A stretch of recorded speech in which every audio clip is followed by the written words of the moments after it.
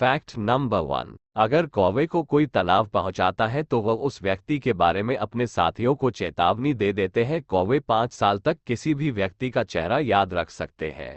Fact number 2, गुलाबी राजहंस, इसे पालने के लिए लाइसेंस की जरूरत पड़ती है। इस राजहंस की कीमत करीब $1500 है और इससे भी ज्यादा खर्च इसकी लाइसेंस तैयार करने में लगती है। फैक्ट नंबर 3, बाज की नज़र बहुत पैनी होती है। वो 1 मील की ऊंचाई से चूहे की स्थिति को स्पष्ट देख लेता है।